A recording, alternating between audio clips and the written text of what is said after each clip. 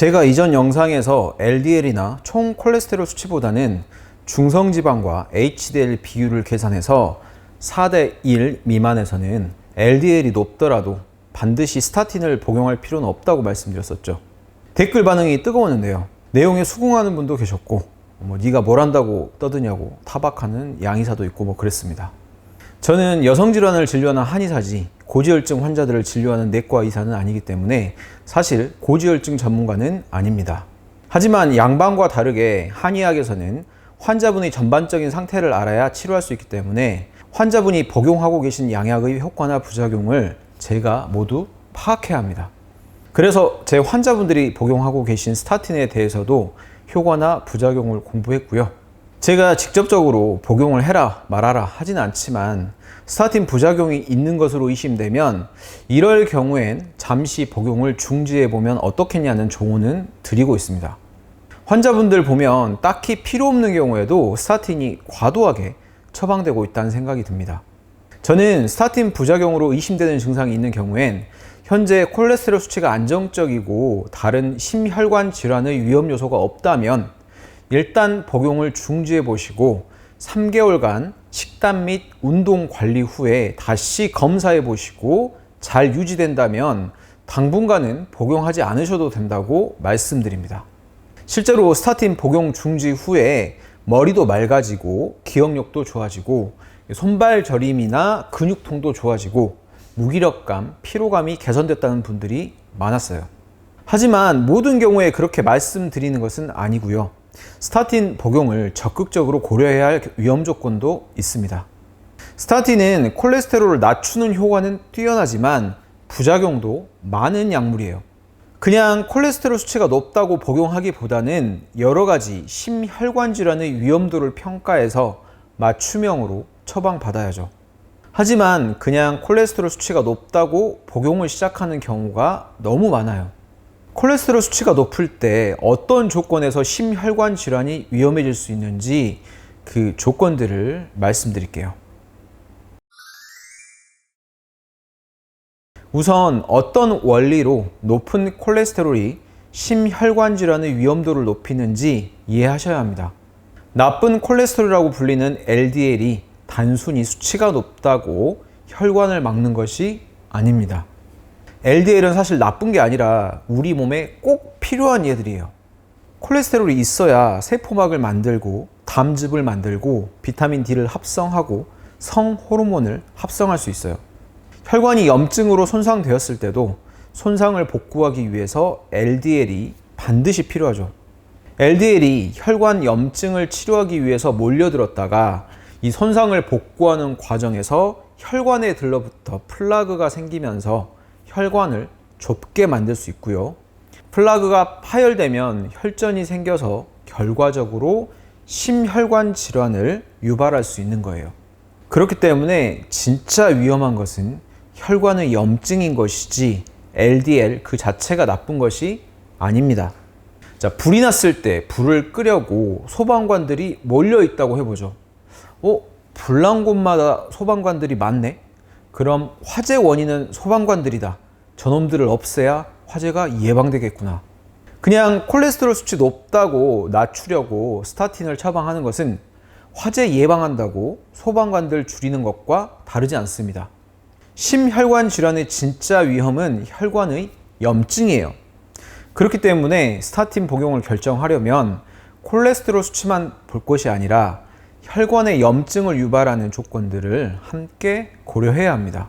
그럼 혈관의 염증을 유발할 수 있는 진짜 위험 요소들은 무엇인지 알아볼게요. 당뇨병은 피 속의 당분이 높아지는 질환이죠. 피 속의 과도한 당분은 피를 끈적하게 만들어서 혈관벽에 염증을 일으키고 활성산소를 만드는데요. 이 활성산소가 콜레스테롤에 달라붙으면서 산화 콜레스테롤이 되고 이것을 단핵구가 먹어치우면서 거품세포가 돼서 혈관벽에 달라붙어 플라그를 형성하게 됩니다. 당뇨병이 있는 경우엔 심혈관 질환의 위험도가 2배에서 4배까지 증가해요. 그래서 당뇨병이 있는 분들은 콜레스테롤 수치에 관계없이 스타틴을 처방받기도 하죠. 당뇨병이 심한 분들은 약을 복용함에도 불구하고 혈당 조절이 잘 되지 않는 분들도 있습니다. 이런 분들이 LDL이나 중성지방 수치가 높다면 스타틴 복용을 고려해야죠. 하지만 저는 혈당 관리도 잘 되고 있고 LDL이나 중성지방 수치도 높지 않다면 스타틴 복용은 고려하지 않는 것이 낫다고 생각합니다. 저희 아버님이 당뇨가 있으신데요. 혈당 관리도 잘 되고 LDL, 중성지방 수치도 정상이신데 고지혈증 약 처방받아서 드시고 계시더라고요. 그래서 드시지 않도록 한 게 벌써 10년 전이에요. 지금 80대 후반이신데 건강히 잘 지내고 계십니다.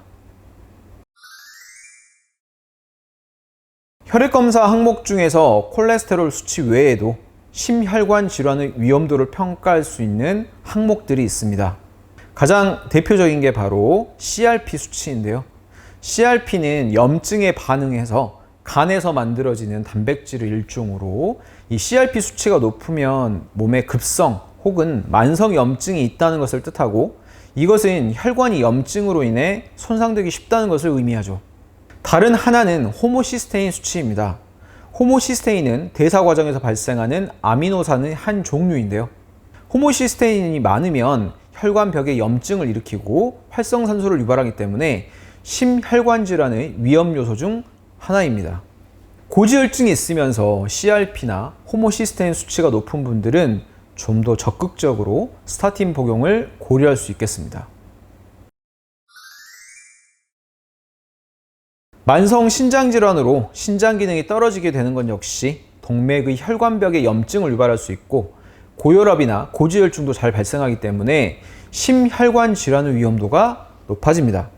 연구에 의하면 1에서 3단계 만성 신장질환에서는 심혈관 질환의 위험도가 2배 증가하고 4에서 5단계에서는 5배 증가한다고 하죠. 그래서 콜레스테롤 수치가 정상이라 하더라도 만성 신장질환 환자들은 스타틴 복용을 권장받기도 하는데요. 연구에 의하면 콜레스테롤 수치에 상관없이 투석을 하지 않는 1에서 4단계 만성 신장질환 환자들에게 스타틴을 투여하니 심혈관 질환 발생률이 17에서 20% 정도 낮아졌다고 하는 결과가 있습니다. 신장질환이 있다고 무조건 스타틴을 복용할 필요는 없겠으나 다른 위험 요소가 많은 경우엔 함께 고려해 볼 수 있겠습니다. 예전에 뇌졸중을 앓은 적이 있었다거나 혹은 관상동맥 질환이 있었던 분들은 재발 방지를 위해서 스타틴 복용을 고려할 수 있는데요. 미국과 북유럽에서 나온 통계를 보면 심혈관 질환의 기왕력이 있는 사람들의 스타틴 복용은 재발 위험도를 25에서 34% 정도 낮추는 것으로 나와 있습니다. 특히 만 40세 이전에 심혈관 질환의 기왕력이 있는 남성은 반드시 스타틴을 복용하시는 것이 재발 방지에 효과적이라는 것이 연구로 입증되어 있습니다. 이런 분들은 콜레스테롤 수치가 정상이라 하더라도 스타틴 복용을 적극적으로 고려하셔야겠죠.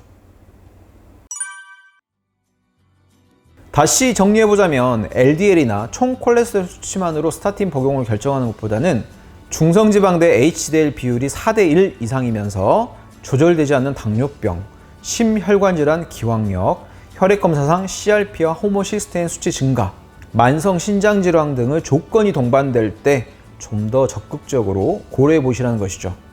긴 영상 시청해 주셔서 감사합니다. 저는 여성질환을 진료하는 김우성 한의사입니다.